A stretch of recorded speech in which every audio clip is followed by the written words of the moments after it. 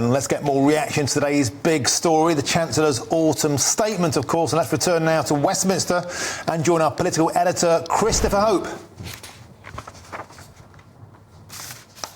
Martin, hello here from Westminster. I'm joined now by Bim Afolami, who's the Economic Secretary for the Treasury. Bim Afolami, can I ask you first up, why is the tax burden hitting the highest rate since the Second World War? The fundamental reason for that is that earlier on in this Parliament, there was a once-in-a-lifetime pandemic. And the government spent over £450 billion in order to support people. That's the fundamental reason. But what we're able to do here in this autumn statement is we've begun to turn the corner. Because what we've done here, huge tax cut for British business to invest more and more, full expensing, which is a technical term, but really what it means is the more businesses invest, the more they will get back in tax, or save tax rather, for themselves. That will make a huge difference to businesses, and it's revolutionary across the world. We're doing that with cutting taxes for working people, cutting national insurance. That means an average person, someone on average wages, is going to be better off as a result of these changes, even after you count on the various threshold rises earlier on in the Parliament. So we're turning the corner, we're doing the right thing, we're backing Britain, we're backing growth. And that's where this statement, I think, is a very exciting moment. Isn't it all a bit smoke and mirrors, though, Bim Afolami? You've got this 2% cut in national insurance. That's obviously welcomed. But you have kept these levels of that you pay income tax at the same level. You've got millions more paying income tax by 2028. That's not very conservative. So the reason why we picked national insurance, not income tax, and it's a fair question, is because we're backing work. In order to really support growth, yes, you've got to get businesses investing more.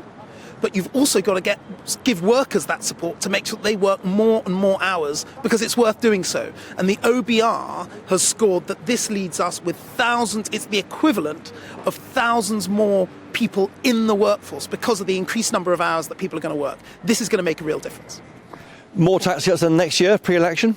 Well, look, I'm not going to preempt anything the Chancellor may or may not do in the budget next year. But look, I can say what I'll be saying to the Chancellor and working with him in the Treasury, which is we've begun to turn the corner. This statement is for growth.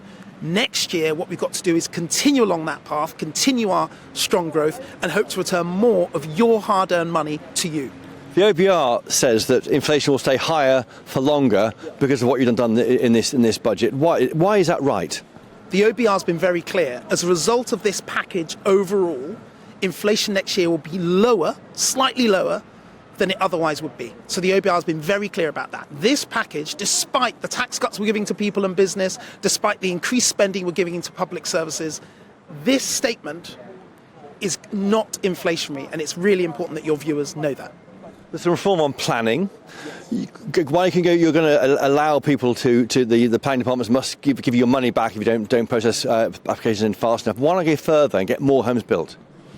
Well, we are getting more homes built. I mean, there is a couple of the smaller measures which don't get all the fanfare, but we are supporting new homes being built in London, Leeds and Cambridge. We're also sorting out some of the neutrality rules that have held back over 100,000 homes across the country.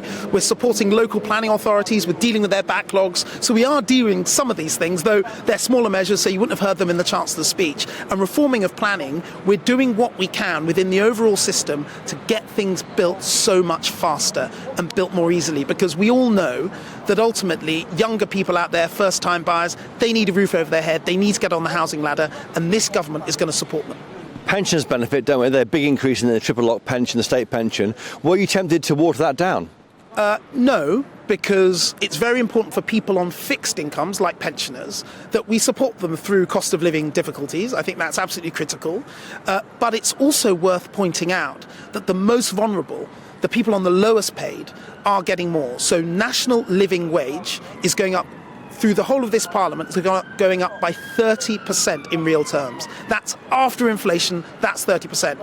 People on benefits, their benefits are going up by double the current rate of inflation. So we are protecting the most vulnerable, but on benefits, this isn't just a free extra handout.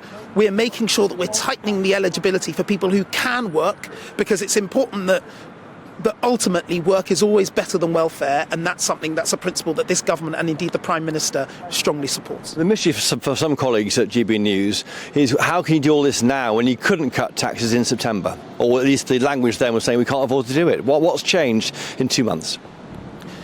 Two things. First, the Office of National Statistics has hugely revised up what has happened to the British economy over the last year or two. Now, frankly, a lot of people have been down on the British economy. They've been talking us down, saying we're going to be in recession forever, the largest recession for 100 years. I've heard all sorts of headlines over the recent months. The Office of National Statistics and the OBR have now shown that our economy is more resilient and stronger than was previously thought. And that has meant that we've had the space and the ability to turn the corner earlier than we otherwise might have been able to. Just finally, Bim Afolami, isn't this basically the beginning of the election campaign? It's a pre-election giveaway. You're going to cut big pay rise essentially for people by cutting taxes early in January in a year when you'll want to go back to the polls and win a fifth term in government.